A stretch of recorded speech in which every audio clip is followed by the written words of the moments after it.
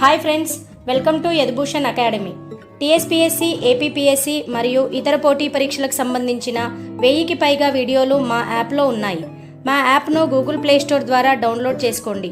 మా phone number 9533219914.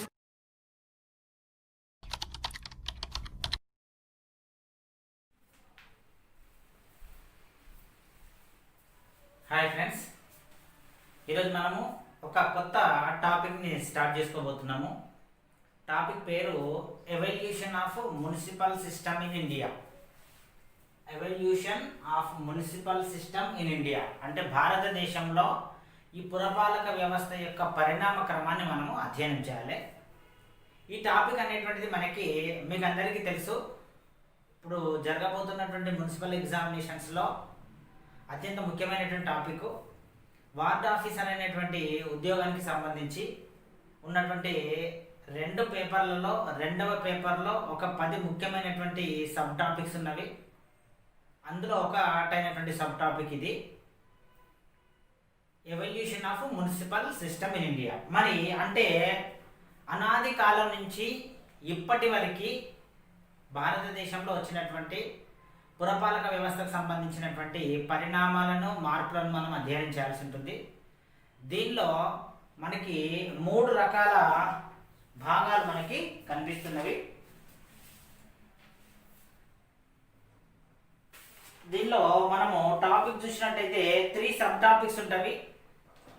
ఫస్ట్ది evolution of local self governments in India. Evolution of local self governments in India. దీనిలో 3 భాగాలు ఉన్నాయి. Evolution of municipal system in India, భారతదేశంలో పురపాలిక వ్యవస్థ యొక్క పరిణామ క్రమంలో 3 ఉపభాగాలు ఉన్నవి. మొదటిది evolution of local self governments in India, భారతదేశంలో స్థానిక స్వపరిపాలన సంస్థకు సంబంధించిన పరిణామ క్రమం 1. రెండవది కాన్స్టిట్యూషనల్ అమెండ్మెంట్స్ అంటే రాజ్యాంగానికి సంబంధించినటువంటి సవరణలు, మార్పులు ఈ లోకల్ సెల్ఫ్ గవర్నమెంట్స్కి సంబంధించి ఏమున్నాయనేటువంటిది రెండవ సబ్ టాపిక్. మూడవది రిపోర్ట్స్ ఆఫ్ వేరియస్ కమిటీస్, అంటే ఈ పురపాలికకు సంబంధించినటువంటి వ్యవస్థలో ఏమైనా కొన్ని కమిటీలు ఉండి అవి ఇచ్చినటువంటి రిపోర్ట్లు, ఆ కమిటీల పేర్లు, ఆ కమిటీల యొక్క సంవత్సరాలు మనం తెలుసుకోవాలి. ఈ 3 ఉపవిభాగాలను చూసినట్టయితే మనకి కొన్ని టాపిక్స్ డిస్కస్ చేసుకోవడానికి కనిపిస్తున్నాయి. అంటే టోటల్గా ఈ టాపిక్ మొత్తాన్ని మనం గమనించినట్టయితే మళ్ళీ evolution of municipal system in India 3 విభాగాలుగా విభజించుకున్నాము. మళ్ళీ దీంట్లో కొన్ని సబ్ టాపిక్స్ ఉంటాయి, దీంట్లో ఒక సబ్ టాపిక్, దీంట్లో ఒక సబ్ టాపిక్ ఉంటుంది. చూద్దాము evolution of local self government in India అన్న దానిలో ఉండేటువంటి సబ్ టాపిక్స్ అంటే మనం ఏమేమి చర్చించుకుంటే మనం ఎగ్జామినేషన్ పాయింట్ ఆఫ్ వ్యూలో వీటిని పూర్తిగా అర్థం చేసుకోగలుగుతాము. ఇందులో మొదటి సబ్ టాపిక్ అసలు లోకల్ సెల్ఫ్ గవర్నమెంట్ అంటే ఏంటివి అనేటువంటిది ఒకటి. దాన్ని మనం ఇంట్రొడక్షన్ అంటున్నాం, అంటే పరిచయము. గవర్నమెంట్ అంటే ఏంటిది, సెల్ఫ్ గవర్నమెంట్ అంటే ఏంటిది, లోకల్ సెల్ఫ్ గవర్నమెంట్ అంటే ఏంటిది అనేటువంటిది పరిచయం అనేటువంటిది ఒకటి ఫస్ట్ టాపిక్. సెకండ్ది topic local self governments during Vedic period. Local self governments during Vedic period, వేద కాలంలో స్థానిక స్వపరిపాలన సంస్థలు ఉన్నాయా, ఉంటే వాటి యొక్క పరిణామ క్రమం ఏ విధంగా ఉంది ఒకటి. ఇది రెండవ సబ్ టాపిక్. అప్పుడు మొహంజదారో కాలంలో ఉన్నటువంటివి మనం చూసుకోవాలి. మూడవది local self governments during Mauryan period, అంటే మౌర్యుల కాలంలో స్థానిక స్వపరిపాలన సంస్థలు ఏ విధంగా ఉండేవి, మూడవ సబ్ టాపిక్. నాలుగవది Gupta period, local self governments during Gupta period, గుప్తుల కాలంలో స్థానిక స్వపరిపాలన సంస్థలు ఏ విధంగా ఉన్నవి. అంటే ఏది తెలుసుకున్నా పరిపూర్ణంగా తెలుసుకోవాలనేటువంటిది నా ఉద్దేశము. కాబట్టి గుప్తుల పీరియడ్ అయిపోయింది. తర్వాత చోళా పీరియడ్, చోళులు అది మనకు అందరికీ తెలుసు స్థానిక స్వపరిపాలన సంస్థలకి వారు విలేజ్ లెవెల్లో ఎక్కువ ప్రాధాన్యత ఇవ్వడం జరిగింది. వారి గురించి మనం చర్చించుకోవాలి. 6వ టాపిక్ ముఘల్ పీరియడ్, ముఘలుల కాలంలో స్థానిక స్వపరిపాలన సంస్థల యొక్క పరిణామ క్రమం ఏ విధంగా ఉంది. 7వది local self governments during the British period, British ప్రభుత్వ కాలంలో చాలా ముఖ్యమైనటువంటిది. దీనిలో బ్రిటిష్ ప్రభుత్వం వారు చేసినటువంటి చట్టాల ఆధారంగా ఈ local self governments during the British period అనేటువంటి ఈ కాలాన్ని మనము 4 ఫేజెస్గా 4 ఫేజెస్గా విభజించుకోవచ్చు. అంటే మనం టాపిక్ చెప్పుకున్నప్పుడు వాటిని ఏ సంవత్సరాల నుంచి ఏ సంవత్సరాల ఫస్ట్ ఫేజ్ ఉంది, సెకండ్ ఫేజ్ ఉంది, థర్డ్ ఫేజ్ ఉంది, ఫోర్త్ ఫేజ్ ఉంది, ఎందుకు ఆ ఫేజ్ను మనం విభజించుకున్నామో క్లియర్గా తెలుసుకోవాలి. ఇది తర్వాత concept and functions of local self governments, concept and functions of LSG అంటే లోకల్ సెల్ఫ్ గవర్నమెంట్స్, అంటే స్థానిక ప్రభుత్వాలకు సంబంధించి స్థానిక లోకల్ సెల్ఫ్ గవర్నమెంట్ స్థానిక స్వపరిపాలన ప్రభుత్వాలకు సంబంధించి కాన్సెప్ట్ భావనలు ఏంటివి, వాటి యొక్క ఫంక్షన్స్ విధులు ఏంటివి. విధులు కూడా మనం బ్రాడ్గా 2 రకాలుగా విభజించుకోవచ్చు. ఒకటి ఆబ్లిగేటరీ ఫంక్షన్స్ అంటే తప్పనిసరిగా చేయాల్సిన పనులు, 2 డిస్క్రిషనరీ ఫంక్షన్స్ అంటే వీలుని బట్టి చేయాల్సిన పనులని, ఇంకా చాలా క్లాసిఫికేషన్స్ ఉంటాయి. ఇవన్నీ కూడా మనం 8వ టాపిక్లో నేర్చుకుంటాము. 9వ topic urban local governments in India, urban local governments in India. భారతదేశంలో ప్రస్తుతం అంటే 1947 స్వాతంత్రం వచ్చినప్పటి నుంచి ఇప్పటి వరకు అర్బన్ లోకల్ గవర్నమెంట్స్, మనం ఇక్కడ మున్సిపల్ సిస్టమ్ గురించి డిస్కస్ చేస్తాం కాబట్టి దీనిలో పంచాయతీరాజ్ సిస్టమ్ కూడా ఉంటుంది, కానీ దాన్ని మనం డిస్కస్ చేసుకోము. కేవలం అర్బన్ లోకల్ గవర్నమెంట్స్ అంటే పట్టణ స్వపరిపాలన ప్రభుత్వాలకు సంబంధించి భారతదేశంలో ఏ విధమైన మార్పులు జరుగుతూ వచ్చినాయి. దాని తర్వాత grade wise categorization of municipalities, 10వ topic grade wise categorization of municipalities in India. భారతదేశంలో గ్రేడుల ఆధారంగా మున్సిపాలిటీలను ఏ విధంగా వర్గీకరించారు అనేటువంటిది 10వ topic.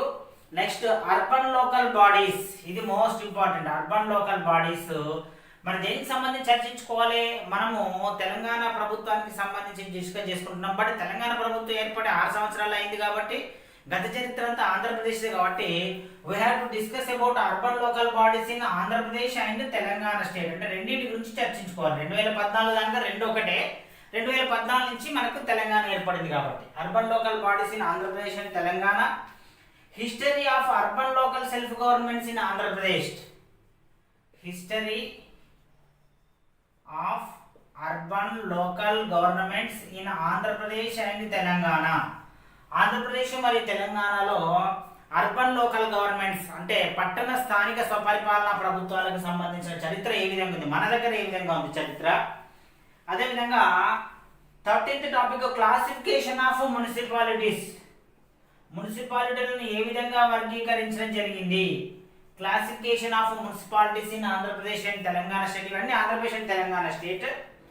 14th topic growth of municipalities in Andhra Pradesh and Telangana state, growth of municipalities in Andhra Pradesh and Telangana. ఆంధ్రప్రదేశ్లో తెలంగాణలో స్టార్టింగ్లో ఎన్ని మున్సిపాలిటీస్ ఉన్నాయి, ఇప్పటివరకు ఏ విధంగా అభివృద్ధి చెందినాయి అనేటువంటి టాపిక్ డిస్కస్ చేసుకోవాలి. Functions of municipality in Andhra Pradesh and Telangana, functions of municipalities in Andhra Pradesh and Telangana. Andhra Pradesh మరియు తెలంగాణలో మున్సిపాలిటీలకు సంబంధించిన ఫంక్షన్స్ విధులు ఏంటివి. Classification of municipal functions, municipal functions యొక్క క్లాసిఫికేషన్. ఇప్పుడు ఇంతకుముందు చెప్పిన నేను బ్రాడ్గా 2 కేటగిరీస్ అని చెప్పినా, కానీ టాపిక్లోకి వెళ్తే చాలా కేటగిరీస్ ఉంటాయి, అవన్నీ డిస్కస్ చేసుకోవాలంటే మనకు తెలంగాణ మరి ఆంధ్రప్రదేశ్ రాష్ట్రాల్లో మున్సిపాలిటీలు చేసే విధులను మనం ఎన్ని రకాలుగా వర్గీకరించవచ్చు. తర్వాత 17th topic importance of municipal administration, importance of municipal administration, పురపాలికకు సంబంధించినటువంటి ప్రాధాన్యత ఏమున్నది అనేటువంటిది 17th టాపిక్. 18th టాపిక్ వీటికి సంబంధించి evolution of local self governments కి సంబంధించి కంక్లూజన్, అంటే మనము ఏం అర్థం చేసుకున్నాం అనేటువంటిది ముగింపు ఒకటి రావాలి. ఈ 18 టాపిక్స్ కంప్లీట్ అయిపోతే మనకు evolution of municipal system in ఇండియాలో ఫస్ట్ ఏ అనేటువంటి టాపిక్ అయిపోద్ది. నెక్స్ట్ కాన్స్టిట్యూషనల్ అమెండ్మెంట్ అనేది 19th టాపిక్, కాన్స్టిట్యూషనల్ అమెండ్మెంట్స్. దీనిలో మనము 2 రకాల అమెండ్మెంట్స్ గురించి చర్చించుకోవాలి. 65th, 72nd ఇది 2 రకాల అమెండ్మెంట్స్ గురించి మనం చర్చించుకొని మనకు యాక్ట్ మనకు మున్సిపాలిటీ సంబంధించిన యాక్ట్ కాన్స్టిట్యూషన్ అంటే రాజ్యాంగ పద్ధతి ఏ విధంగా వచ్చింది చర్చించుకోవాలి. ఇది 19th టాపిక్. దీంతో ఇది కంప్లీట్ అయిపోద్ది. అంటే దీనిలో 18 సబ్ టాపిక్స్ ఉన్నాయి. దీనిలో ఒక సబ్ టాపిక్ ఉన్నది. రిపోర్ట్స్ ఆఫ్ కమిటీస్ లో కూడా ఒకటే సబ్ టాపిక్ ఉన్నది. 28th report of various committees. Report of various committees దాదాపు ఒక 6 కమిటీస్ ఉంటాయి. ఆ కమిటీల పేర్లు, సంవత్సరాలు, అవి ఇచ్చినటువంటి మ్యాటర్ మనం డిస్కస్ చేసుకుంటే మనకు సరిపోతుంది. ఇది మనము ప్రస్తుతం తెలంగాణలో జరగబోతున్నటువంటి మున్సిపల్ ఎగ్జామినేషన్స్ కి సంబంధించి జనరల్ స్టడీస్ లో పేపర్ 1 లో ఉపయోగపడుతుంది. అదేవిధంగా వార్డ్ ఆఫీసర్స్ కి సంబంధించి పేపర్ 2 లో ఉన్నటువంటి ఒక టాపిక్. పేపర్ 2 లో 10 టాపిక్లు ఉంటాయి. ఒక most important topic evolution of municipal system in India. భారతదేశంలో పురపాలక వ్యవస్థ యొక్క పరిణామ క్రమం ఏ విధంగా ఉందంటే ఈ పరిణామ క్రమం సీరియల్ ఆర్డర్లో మనం తప్పనిసరిగా చదువుకోవాలి. ఎందుకంటే మనకి మున్సిపల్ యాక్ట్ అదేవిధంగా వార్డ్ ఆఫీసర్ యొక్క రోల్స్ అండ్ రెస్పాన్సిబిలిటీ పైన దాదాపు 30 మార్కులు ఉంటే ఈ ఒక్క టాపిక్ పైన కనీసం 8 నుంచి మనకి 12 మార్కులు రావడానికి అవకాశం ఉంది. ఇక్కడ ప్రతి టాపిక్ చూడండి, మన స్టార్టింగ్ ఇంట్రొడక్షన్ పరిచయము, వేద కాలంలో ఏ విధంగా ఉంది, మౌర్యుల కాలంలో ఏ విధంగా ఉంది, గుప్తుల కాలంలో ఏ విధంగా ఉంది, చోళుల కాలంలో ఏ విధంగా ఉంది, మొఘలుల కాలంలో ఏ విధంగా ఉంది, బ్రిటిష్ కాలం ముఖ్యమైనటువంటిది, అసలు వీటి యొక్క కాన్సెప్ట్ ఫంక్షన్స్ ఏంటివి, అర్బన్ లోకల్ గవర్నమెంట్స్ ఇండియాలో ఏ విధంగా ఉన్నవి, తర్వాత గ్రేడ్ వైజ్ క్లాసిఫికేషన్ ఏ విధంగా ఉంది, ఏపీలో అర్బన్ లోకల్ బాడీస్ తెలంగాణలో ఏ విధంగా ఉన్నవి, వీటి యొక్క చరిత్ర ఏంటిది, వీటి యొక్క వర్గీకరణ ఏంటిది, ఇవి ఏ విధంగా పెరిగినాయి, వీటి యొక్క ఫంక్షన్స్ ఏంటి, వీటి యొక్క వర్గీకరణ ఏ విధంగా ఉంది, వీటి యొక్క ప్రాముఖ్యత ఏంటిది, ముగింపు, అదేవిధంగా కాన్స్టిట్యూషన్ అమెండ్మెంట్ 64, 5th, 72 మనం డిస్కస్ చేసుకున్నట్టయితే 73rd, 74th constitution amendment act వరకు కూడా మనం ఇందులో డిస్కస్ చేసుకుంటాము. తర్వాత రిపోర్ట్స్ ఆఫ్ వేరియస్ కమిటీస్ మనం కంప్లీట్ చేసుకున్నట్టయితే టోటల్ గా మనకి ఇక్కడ పైన చెప్పుకున్న topic evolution of municipal system India అనేది కంప్లీట్ అయిపోతుంది. దాదాపు ఇవి 20 టాపిక్స్ ఉన్నాయి. మనకి చెప్పుకోవడానికి దాదాపుగా ఒక 15 నుంచి 20 క్లాసుల్లో ఇదంతా పూర్తి అయిపోతుంది. సో ఇది కంప్లీట్ అయితే మన చేతిలో 8 నుంచి 12 మార్కులు ఖచ్చితంగా ఉన్నట్టు. సో ఇప్పటి నుంచి క్లాసెస్ని రెగ్యులర్గా ఫాలో అవ్వండి. All the best.